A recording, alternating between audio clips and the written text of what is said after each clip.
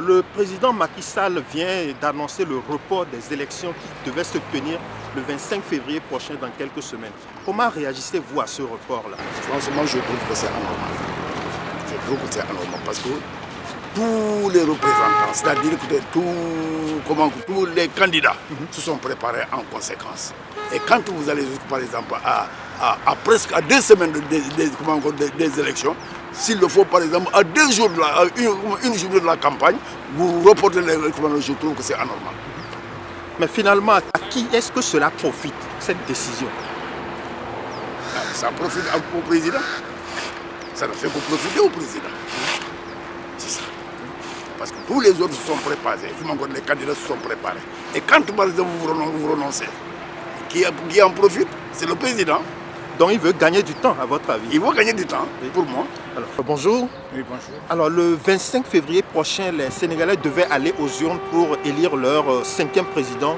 Mais contre toute attente, ce samedi, le président a annoncé le report sine die des élections. Alors comment réagissez-vous à cette décision? Moi personnellement, je pense qu'il fallait s'y attendre.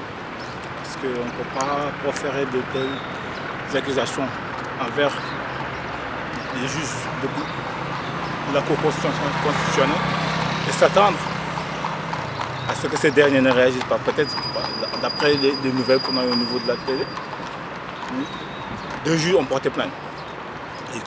Et l'Assemblée nationale a eu à mettre en place une commission d'enquête. Donc ce qui veut dire qu'il y a, même s'il n'y a pas un conflit constitutionnel, bon, ça a l'air de l'être. Mais maintenant j'aurais préféré qu'on attende que l'enquête aboutisse pour pouvoir savoir si réellement que les élections se déroulent normalement dans les règles. D'accord. Alors ce report-là, à qui profite-t-il concrètement? Bien entendu, le report profite au président de la République. Il a tout intérêt, d'abord puisqu'il va durer. Ça dépendra aussi du temps que le report va prendre. J'espère que ça ne va pas prendre des dimensions de mesure. Ça lui profite. Donc ça veut dire qu'il aurait pu éviter ça? Bon, il aurait pu éviter ça. C'est-à-dire que pour moi, la question de nationalité, c'est une question piège qui a détruit beaucoup d'États. Donc le Sénégal devrait éviter de rentrer dans ce type de débat-là. Parce que l'avenir, c'est-à-dire le passé nous a montré que beaucoup d'États, par exemple, je vais citer un pays ami comme la Côte d'Ivoire par exemple, on a vu ce qui s'est produit là-bas, donc on devrait éviter ça. Par exemple, pour moi, il y a presque 195 pays. C'est-à-dire que c'est une enquête qu'on ne peut pas mener. C'est-à-dire du moment où on vous demande de jurer sur l'honneur, c'est-à-dire qu'on s'attend à ce que vous ne faites pas de parjure. Mais s'il y a un juge, s'il y a un candidat qui ne respecte pas sa parole, j'aurais aimé que ce candidat soit tout simplement enlevé du lot et que les choses se poursuivent normalement. Les Sénégalais devaient aller aux urnes le 25 février prochain, dans quelques semaines.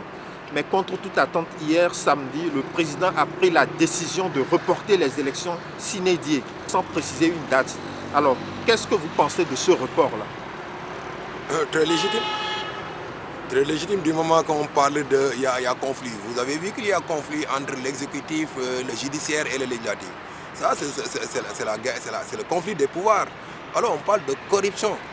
On parle de deal. C'est-à-dire que le processus est biaisé.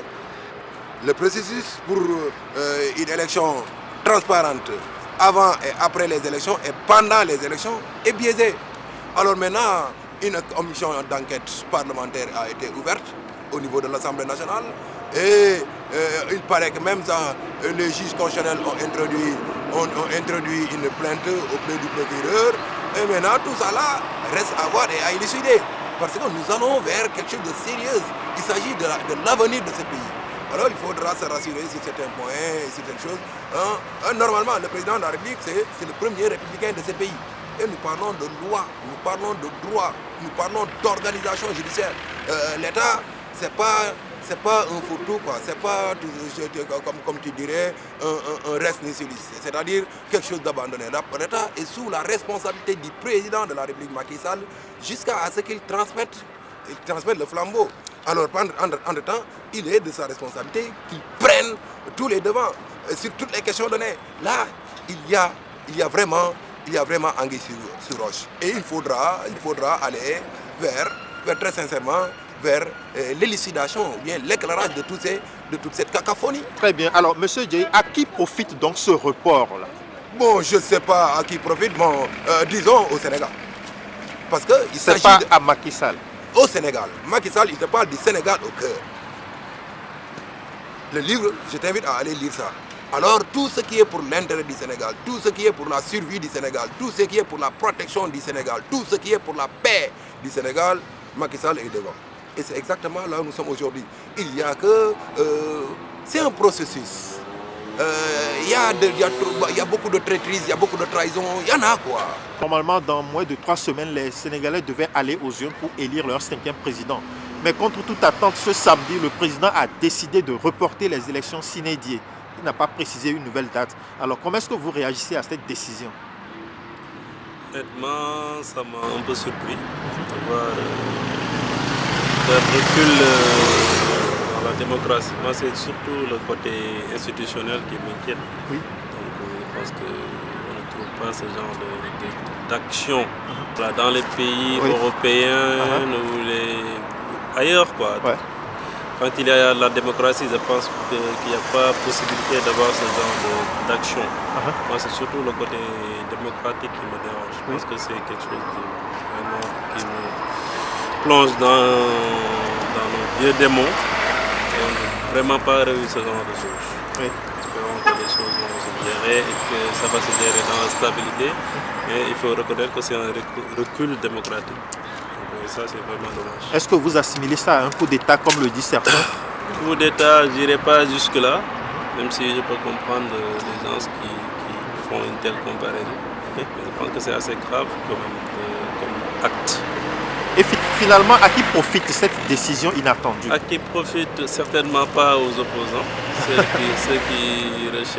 qui cherchent à gouverner ce pays. Oui. C'est ça qui est dommage en fait. On ne puisse pas permettre aux gens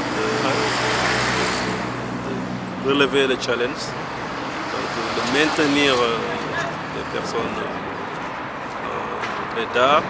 C'est ça qui est un peu dommage. C'est un réel recul, il faut vraiment le reconnaître. Le président Macky Sall a annoncé le report des élections qui devaient se tenir le 25 février prochain. Alors comment est-ce que vous réagissez à cette décision? Je peux prendre acte par rapport à la décision du président de la République, d'autant plus que c'est le chef suprême de la magistrature. Donc c'est lui seul et ses renseignements qui sont en mesure de nous donner des preuves pour lesquelles ils ont annoncé le report des élections. Donc contre toute attente, donc de ce fait, on ne fera que prendre acte. Mais d'une part, ça a lésé beaucoup de candidats par rapport qui ont déjà préparé pendant des années leur campagne électorale jusqu'à 2 jours bien quelques heures de l'ouverture de la campagne électorale. Donc les Sénégalais se voient le report des élections.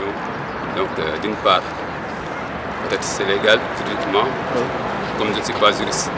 Mais vous êtes convaincu des raisons que le président a avancées? Si cela va de la sécurité de notre pays, donc de la stabilité du pays, donc tant mieux. Mais par contre, si c'est des calculs politiques, là, c'est pas une raison de reporter les élections. Donc on peut dire que ce report-là profite à qui?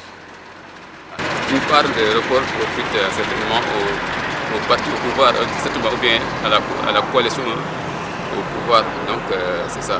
D'autant plus que le candidat ne fait pas l'unanimité au sein de la coalition. Donc ça, d'une part, ça fait leur intérêt. Mais d'autre part, quand même, les candidats qui ne sont pas encore préparés, jusqu'à présent, jusqu'à quelques heures des élections, on ne voit pas les posters des candidats en liste. Donc je me demande, est-ce que les candidats aussi sont prêts pour aller aux élections? Alors, le 25 février prochain, les Sénégalais devaient aller aux urnes pour élire leur 5e président. Mais contre toute attente, ce samedi, le président a décidé de reporter les élections. Comment est-ce que vous réagissez à cette décision? Mon réaction, c'est que ça c'est inadmissible, vraiment. On n'attendait pas à ça. C'est-à-dire, comme on est dans un pays démocratique et qu'il y a des institutions et des lois qu'on a mises pour que tout le monde s'y vraiment tienne. Maintenant, jusqu'à vraiment dernière heure, on a vu que le président a dit que, je ne sais pas, est-ce qu'il a reporté ou bien il a annulé les élections, mais pas encore sûr. C'est vraiment dommage, vraiment. On n'attendait pas à ça. Alors si on reporte, à qui profite ce report-là? Bon, à qui profite ce report? Oui. En tout cas, de toutes les manières, bon, je ne sais pas encore, mais par exemple, je pense que... Le 5 février, les Sénégalais devaient aller aux urnes pour voter pour élire le 5e président de la République. Mais hier samedi, le président Macky Sall a décidé de reporter les élections. Alors, comment est-ce que vous réagissez à cette décision? Ok, bon, ce que je pense, comme c'est le président qui a décidé, si on est en train de dire la vérité, ce n'est pas une norme. C'est la Constitution qui ne dit pas la vérité. Donc ça veut dire que c'est Macky Sall qui est en train de gérer tout. Les avocats, les députés, il a tout. C'est lui qui gère la Constitution. Et puis on a voté une Constitution. On n'a jamais reporté des élections ici au Sénégal. Depuis Abdou Diouf jusqu'à Abdoulaye Wade, on n'a jamais reporté des élections. Abdoulaye Wade, il a tout jeté. Les Américains, les Français, il les a tous dégagés. Dégage de mon pays. Et Macky Sall, lui, il est venu avec son frère Aliou Sall. Il a descendu. Qui l'a descendu? C'est un journaliste qui était à Zik FM, Ahmed Aïdara. Il est entré, il est le maire. Parce qu'il n'a rien foutu là-bas. Ce message-là, je le lance à Macky Sall. Il n'a aucun droit de reporter. J'ai entendu. Il devait faire un discours à 10h, je ne sais pas, à midi. Donc, lui, il est encore d'accord pour reporter les élections. J'ai signé le décret 2024-106 du 3 février 2024, abrogeant le décret 2023-2283 du 29 novembre 2023 portant convocation du corps électoral. Pour ma part, mon engagement solennel à ne pas me présenter à l'élection présidentielle reste inchangé. Enfin, j'engagerai un dialogue national ouvert afin de réunir les conditions d'une élection libre, transparente et inclusive dans un Sénégal apaisé et réconcilié. Vive le Sénégal, vive la République.